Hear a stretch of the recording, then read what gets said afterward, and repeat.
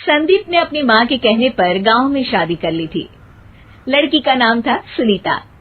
माँ का कहना था एकदम मॉडर्न बहू नहीं होनी चाहिए, लेकिन उन्हें नहीं पता था कि गांव से आने वाली बहू सुंदर सुशील तो होगी और उसको गांव से बाहर भी निकाल लाएंगे, लेकिन उसके अंदर का गांव कैसे बाहर निकलेगा। शादी के कुछ दिन बाद, माँ टिफिन तो देना जरा। बेटा अब तो स्कूल नहीं ऑफिस जाता है, माँ से नहीं अपनी बीवी से टिफिन मांगा कर। ओके माँ। सुनीता टिफिन ले आओ। जी लो टिफिन, इसके अंदर पिस्ता डाल दिया है। पिस्ता? पिस्ता क्यों? सास जी ने बोला था ना कि आपको पिस्ता बहुत पसंद है। ओहो, मैंने पिस्ता नहीं पास्ता बोला था, पास्ता। पास्ता? कहीं होता है पास्ता? अरे बेटी तू रहने दे, मैं बना दूंगी। अच्छा किया कि पाव भाजी बनाने का नहीं बोला, वरना किसी के पाव बना देती है। सुनीता को बुरा लगता है, लेकिन उसकी नादान हरकतें कम नहीं होती। ऐसे ही एक दिन, अरे तुमने ये क्या लगाया है? अरे आप वो फूस फूस करके लगाते हैं ना, वही। डियो? का दियो? किसको दियो? अरे वही ना जिससे खुशबू आती है। हाँ सही पकड़े हैं। अच्छा लेकर तो आना। कौन सा डियो लगाया तुमने? अभी लेकर आते हैं जी। संदीप की बात मानकर सुनीता अंदर से खुशबू वाला फुसफुस लेकर आती है। ओएमजी! ओएमजी मतलब ओ माय गणेश ना। अरे ओएमजी छोड़ो, और ये खुशबू वाला फुसफुस की बात कर रही थी तुम?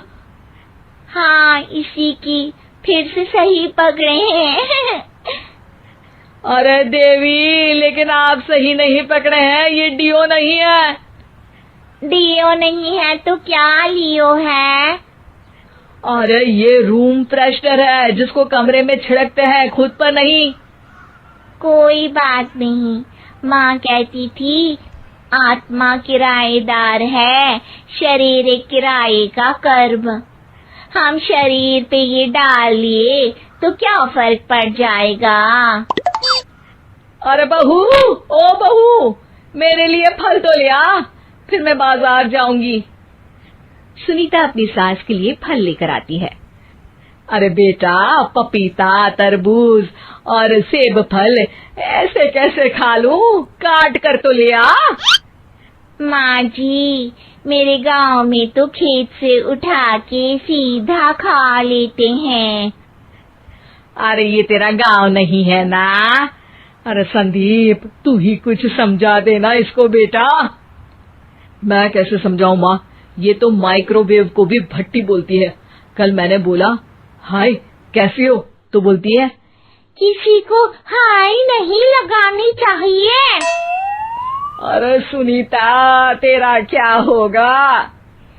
अभी तो कैसे बताऊं माँ जी, अभी हम कुछ करेंगे फिर पता चलेगा क्या होगा, लड़का या लड़की।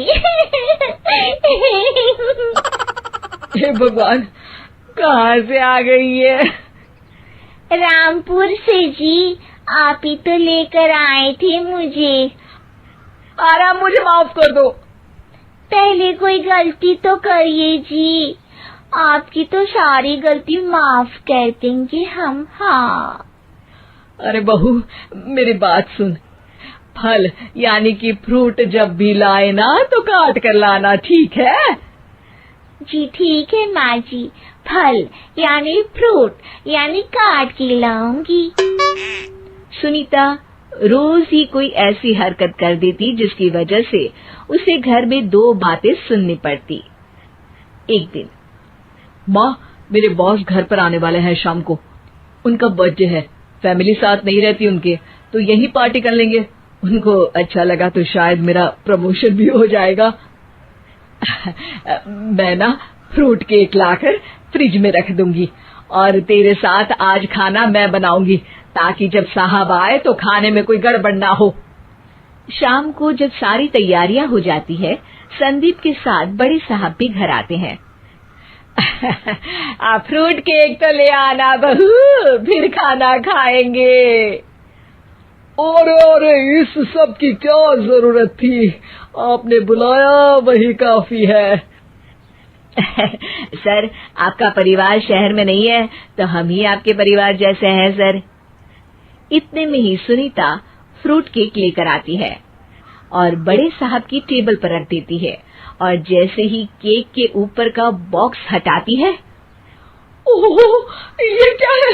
केक तो कटा हुआ है। मैं तो ऐसा नहीं लाई थी। आप मुझे शाबाशी दे सकती है माँ जी, मैंने ही केक काट दिया।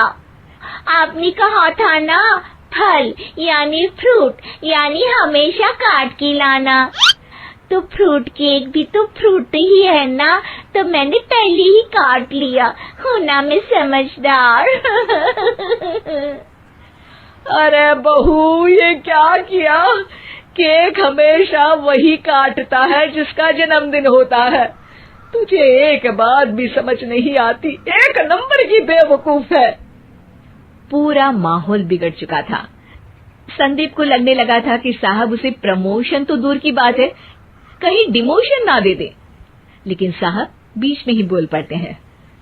अरे कोई बात नहीं, ये इनकी बेवकूफी नहीं है, इनका भोलापन है। बेटा आप कहाँ से हो? रामपुर गांव से। अरे वाह, गांव से?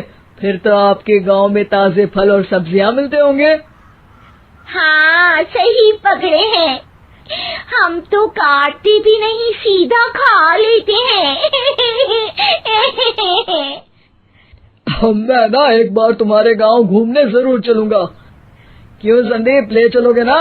मुझे गांव घूमना बहुत पसंद है। बस फिर क्या था, संदीप और सास दोनों खुश हो गए, क्योंकि साहब को सुनीता ने गांव की बात करके खुश कर दिया था। अब संदीप का प्रमोशन पक्का था। शिक्षा, कभी भी किसी भी गलती पर घबराना नहीं चाहिए। हो सकता है कि उस गलती की वजह से आगे बड़ा फायदा हो जाए।